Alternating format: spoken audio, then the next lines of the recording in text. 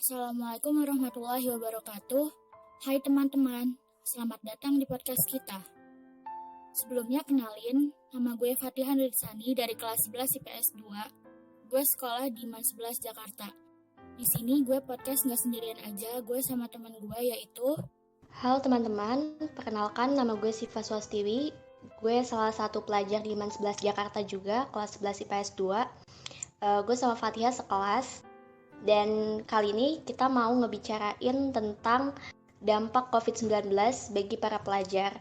Di masa pandemi COVID-19 kayak gini, banyak banget pendapat atau asumsi-asumsi di masyarakat tentang apa itu COVID-19 sendiri. Cara pandangnya juga beda-beda. Ada yang mandang bahwa COVID-19 ini adalah strategi politik. Ada juga yang bilang kalau ini adalah kerjasama dengan dunia bisnis, karena juga nanti masker jadi laris, terus juga hand sanitizer, juga vaksin yang bakal nanti hadir gitu ya. Dan juga ada juga yang menganggap bahwa COVID-19 itu konspirasi. Ada juga yang bilang COVID-19 itu nggak semengerikan di berita, atau ada juga yang bilang justru lebih mengerikan daripada yang di berita. Pokoknya apapun asumsi yang ada di pikiran kita masing-masing tentang COVID-19 sendiri, percaya nggak percaya kita sama COVID-19, mau nggak mau kita tetap kena dampak dari pandemi COVID-19 ini.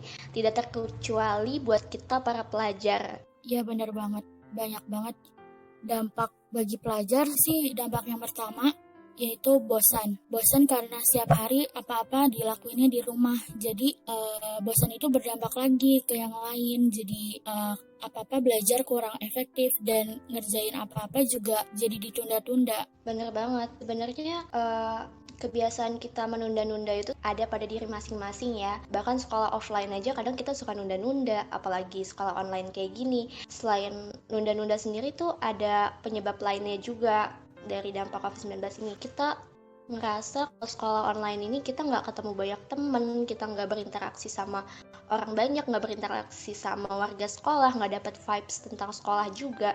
Jadi kita juga kurang motivasi, nggak ada guru-guru yang kita lihat dengan semangat ngajarin kita, juga nggak lihat teman-teman yang dengan segudang ambisinya gitu belajar di kelas gitu.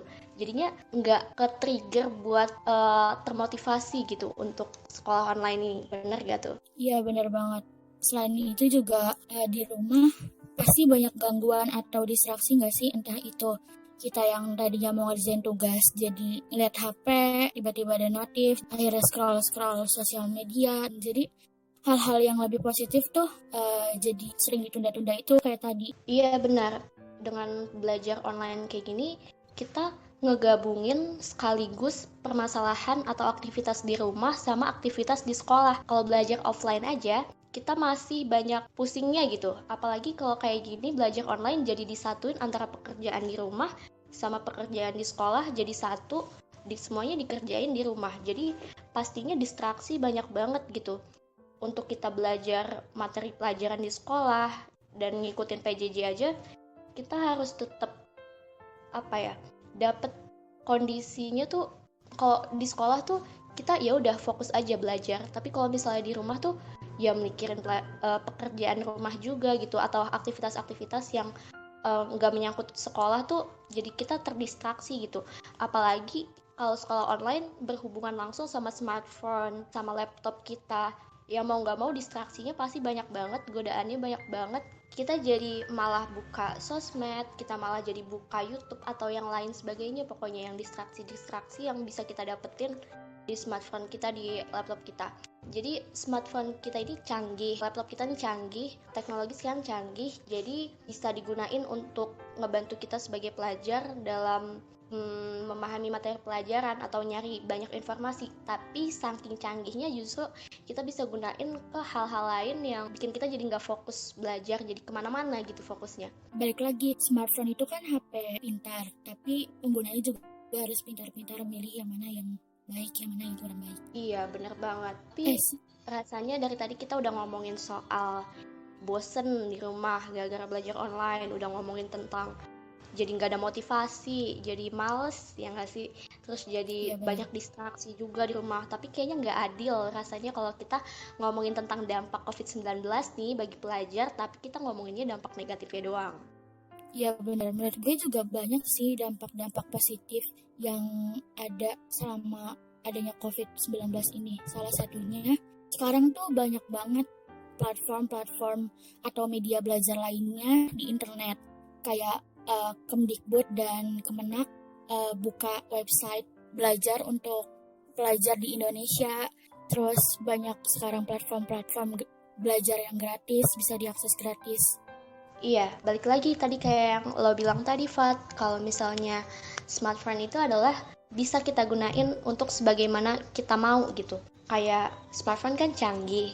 Kita sebenarnya nggak perlu cuma mandang negatifnya aja dari pandemi ini. Justru kita bisa mandang positifnya. Dampak positif sendiri dari COVID-19 ini buat pelajar, kayak yang tadi udah dijelasin tentang aplikasi belajar online banyak sekarang. Smartphone bisa kita gunain untuk ngelakuin banyak hal. Juga dengan banyaknya waktu di rumah, jadinya kita bisa banyak nge-eksplorasi berbagai skill. Pokoknya banyak banget sarana-sarana yang kita bisa akses gitu di smartphone kita, di laptop kita untuk mengembangkan diri kita gitu. Iya bener banget, karena banyak waktu yang istilahnya kosong daripada kita nggak ngapa-ngapain, lebih baik kan mengembangkan skill atau menambah ilmu-ilmu yang lain kan Sif ya. Selain itu tadi kan kalau ngomongin soal distraksi, kita kan megang smartphone, kita pasti tiap-tiap kita pasti punya sosial media dong. Mayoritas dari pelajar tuh pasti punya sosial media. Nah, dari sosial media ini juga kadang gue ngerasa kayak agak toxic juga kalau misalnya kita ngelihat teman-teman kita yang kerjaannya ngeluh-ngeluh soal PJJ. Menurut gue itu toxic. Kenapa toxic? Karena mereka membagikan keluhan mereka kepada kita-kita. Ya walaupun ya nggak muna juga sih bahwa kita juga pasti merasa bosan, kurang motivasi atau ngerasa banyak tugas juga. Tapi kalau baca-baca status mereka atau hal yang mereka share di sosial media tuh kadang bikin kita malah yang tadinya biasa aja jadi kebagian aura malesnya gitu. Kayaknya dari tadi kita udah ngomongin banyak banget nih Fat, mulai dari dampak COVID-19 bagi pelajar di negatifnya, di positifnya, tentang apa aja yang dirasain sama pelajar. Nah, kayaknya mungkin segitu dulu ya. Oh iya, jangan lupa buat kalian semua, para pendengar, jangan lupa tetap menerapkan 3M, memakai masker, mencuci tangan, dan menjaga jarak.